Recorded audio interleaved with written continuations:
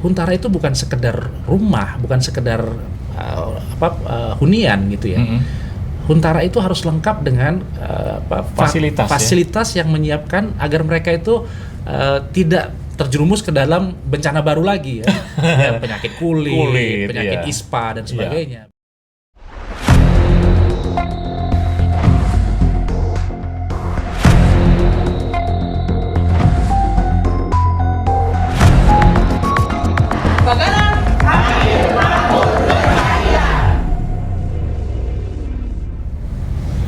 Assalamualaikum warahmatullahi wabarakatuh. Salam kemanusiaan, salam Bagana. Sahabat Bagana dimanapun Anda berada, kita kembali jumpa di Studio Bagana di Menara 165. Bersama saya Yadi Muhammad dalam rubrik Tatap Muka. Di samping kanan saya sudah ada Dr. Rizalwan Habdi Lubis atau yang biasa dipanggil dengan sebutan Abut atau kita panggil marganya Lubis. Nah, beliau ini sangat punya pengalaman banyak tentang kebencanaan. Nah, kali ini kita akan membahas soal bagaimana fase yang harus disikapi dalam fase yang berikut ini, yaitu masuk dalam fase Huntara. Assalamualaikum Pak Lubis. Waalaikumsalam Pak. Apa kabar? Alhamdulillah kabar. Kita ketemu lagi ya. Iya. Wah. Pak Lubis, pada tayangan sebelumnya kan kita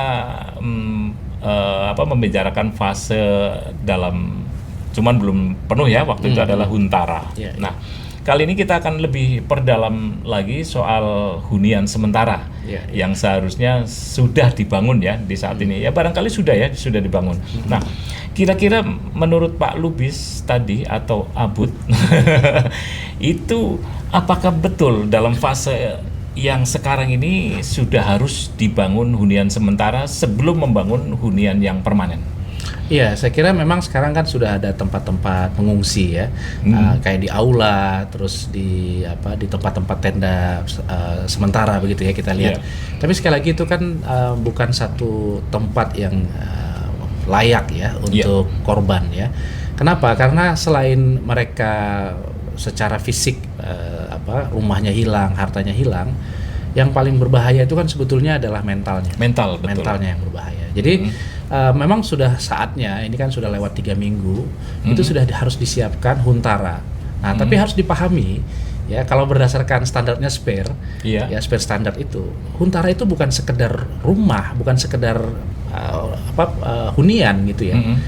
Huntara itu harus lengkap dengan fasilitas yang menyiapkan agar mereka itu tidak terjerumus ke dalam bencana baru lagi ya, penyakit kulit, penyakit ispa dan sebagainya begitu. Dan juga tidak membuat mereka itu secara psikologis semakin turun terus.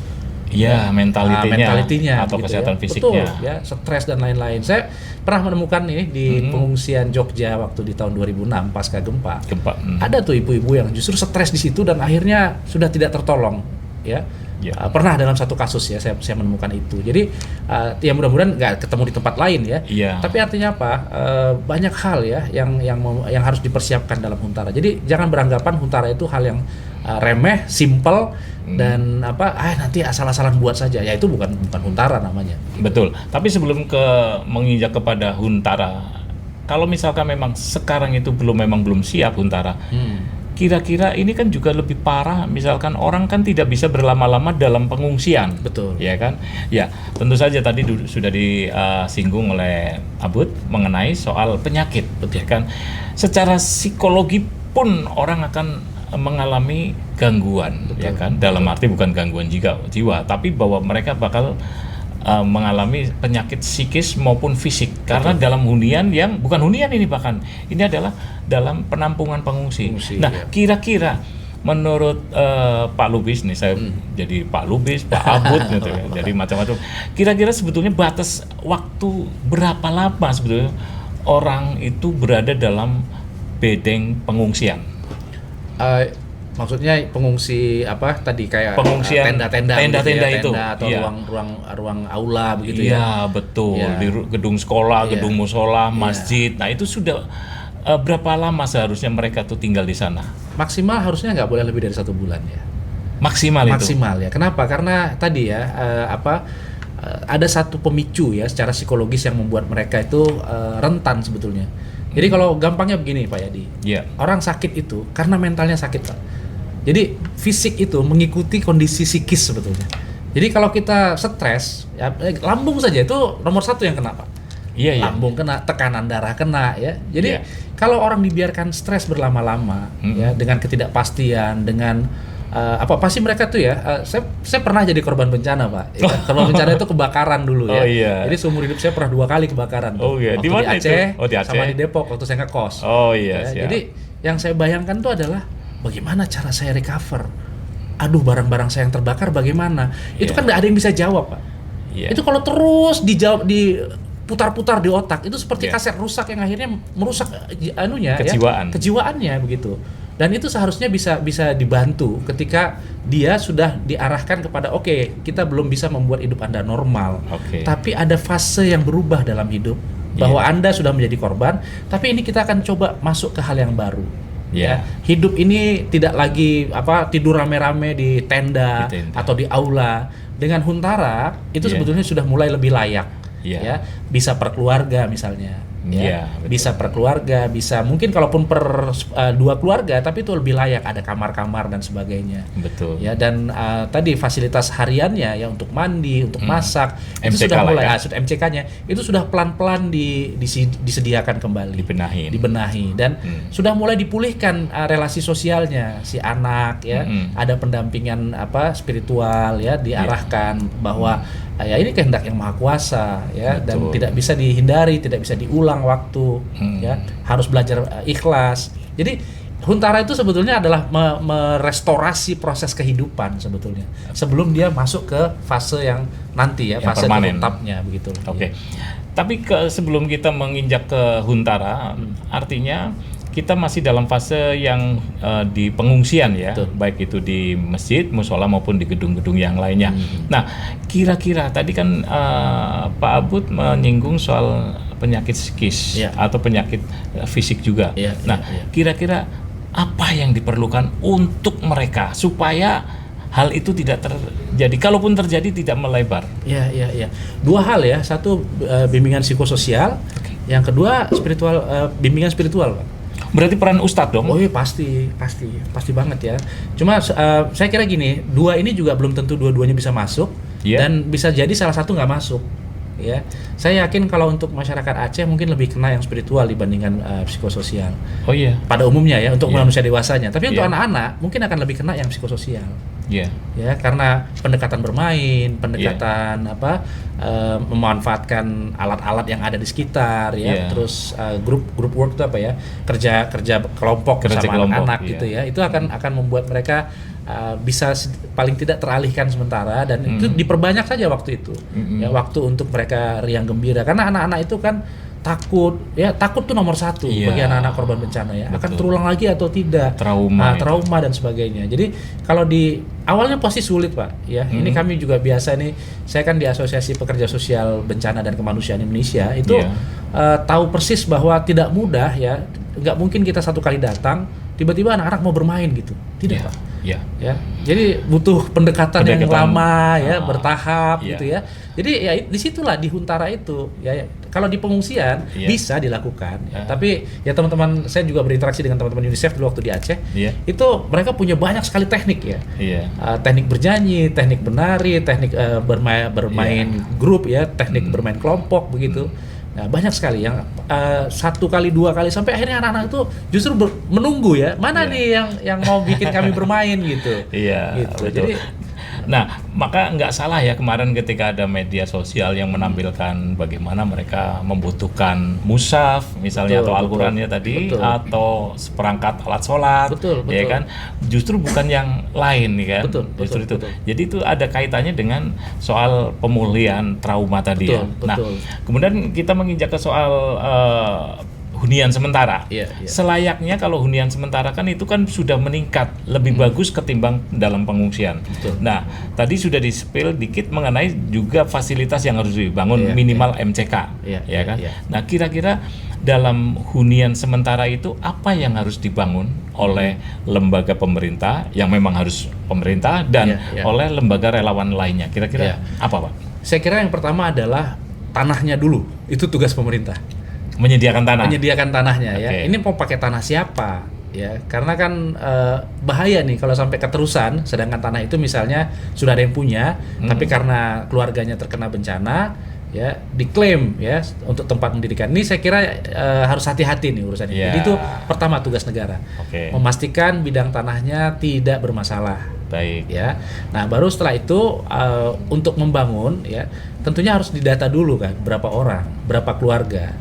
Bukan Ya. mengurangi pengungsi. Bukan mengurangi fungsi. Jadi didata dulu berapa keluarga yang terdampak ya, dan terus pemanfaatannya juga ya. Karena memang kalau kita lihat Huntara di Aceh, Huntara di Jogja, Aceh di 2004, terus Huntara di Jogja tahun 2006, itu berbeda pendekatannya. Ya, kalau yang di Jogja itu komunal. Ya, kalau yang di Aceh itu akhirnya per keluarga. Ya, ada perbedaan kenapa itu bisa?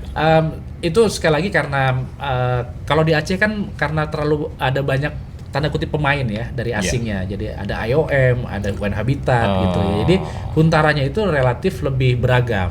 Ya, kalau di Jogja itu memang lebih banyak pemerintah. Ya, jadi kecenderungannya itu adalah dibangunkan Huntara yang komunal. Tapi tidak chaos waktu di tenda ya, tenda darurat, tenda pengungsi begitu. Nah, tentunya memang yang paling penting dari Huntara itu adalah MCK ya.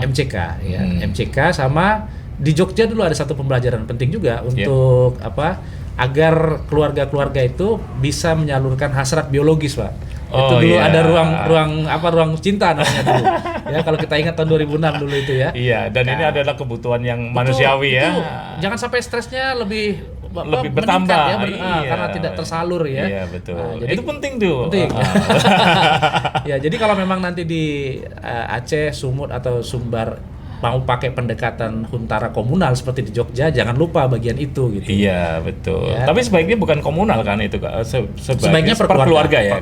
Ya, karena memang kan ruang privacy itu akan terjaga kan. Betul. Tapi sekali lagi kalau anggarannya tidak ada ya kita tidak bisa maksa toh. Iya. Ya kan seandainya.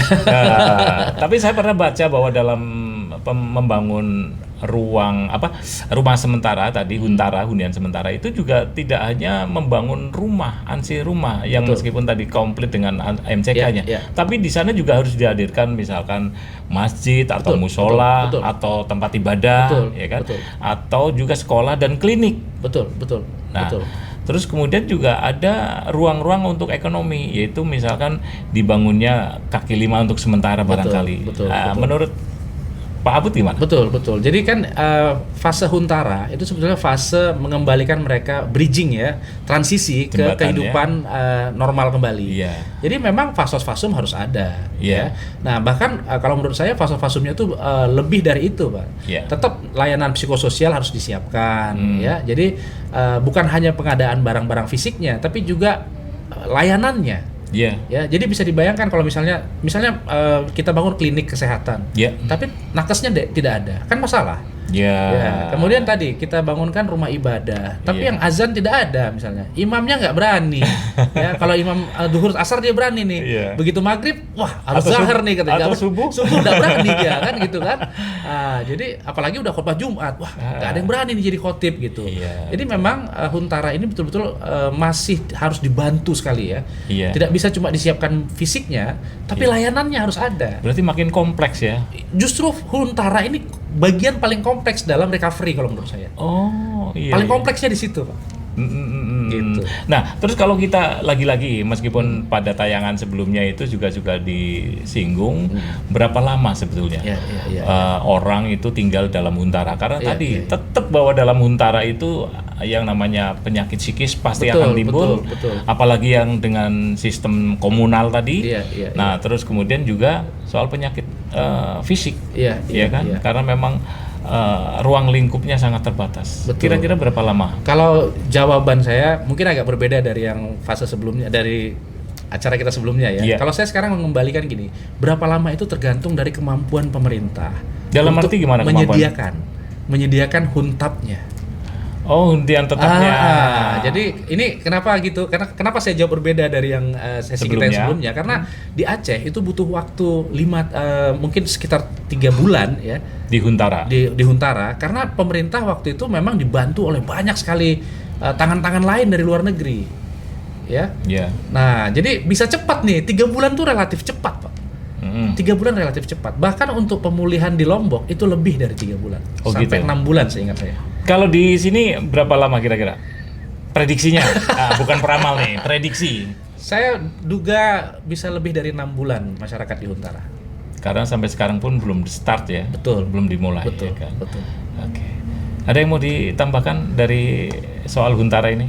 Ya, ini seperti yang saya bilang tadi, Pak ya, di Huntara ini justru fase paling kompleks dalam penanganan bencana ya. Yeah. Jadi kalau ya boleh lah, mungkin beberapa orang bilang respon justru yang susah karena harus pencarian, penyelamatan dan lain-lain. Yeah. Ya, tapi itu mohon maaf, orangnya sudah nggak ada, orangnya sudah meninggal dunia. Betul. Ya, kalau di dalam triase, ini triase yang kuning dan merah ini yang harusnya jadi perhatian kita, bukan yang hitam.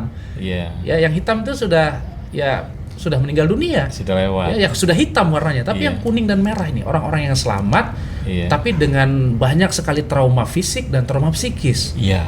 Ya. Jadi kalau dibiarkan ya mereka ini akan jadi generasi yang justru hilang nanti, the lost generation.